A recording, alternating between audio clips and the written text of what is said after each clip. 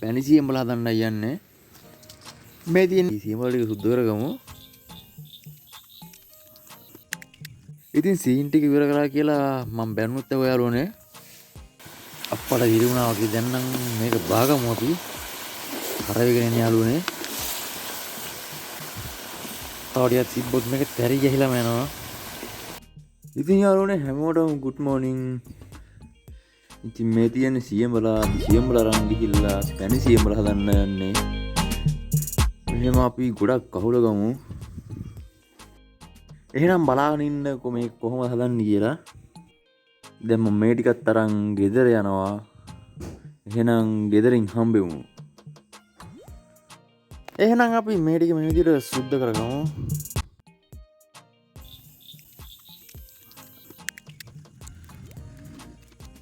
මේක ලිපා උලගෙන අපි වතුර පොඩ්ඩක් මේකට දාගමු. මේ තියෙන මම උණු බඩෙන් හදපු කෝප්පයක්. ඊට පස්සේ අපි සීන් ටිකක් දානවා මෙහෙම. ඉතින් සීන් ටික ඉවර කරලා කියලා මම බැනුත් ඔයාලෝනේ. සීන් එක මෙහෙම හොඳට රත් වුණාම සියඹල එක අපි මේකට දාගන්න ඕන. මෙන්න මේ විදිහට අපි සියඹල එක දාගමු මේකට. සියඹල ටික ඉතින් දාලා අපි මේකට දාගන්න ඕන ලුණු ටිකක්, මිරිස් කුඩු ටිකක්. මගේ ලිප නම් ඉතින් ඇවිල්ලා ගෑස් ලිප වගේ. යාළුවනේ දැන් නම් කෙලත් ගිලෙනවා මට නම්. සුපිරිට පාට ඇවිල්ලා තින්නේ දැන්. තව පොඩ්ඩක් මෙහෙම තියානම් මේ කුරු ගාගමු හොඳට.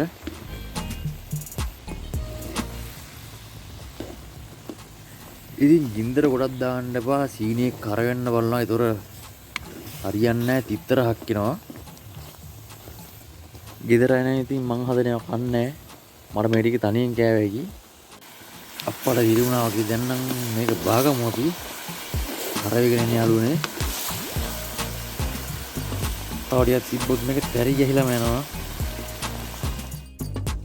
මෙන්න කියනවා අපේ පැණි සියඹල එක.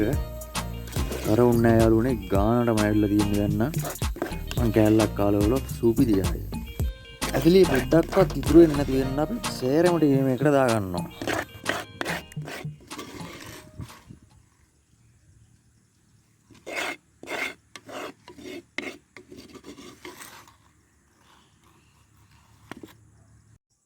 යාළුවනේ මම මේක ජෑම් බෝතලයකට දාගත්තා.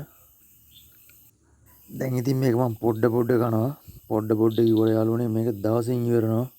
ඒ තරම්ම රහයි. ඔයාලත් එනම් හදලා බලන්න. ජය වේවා.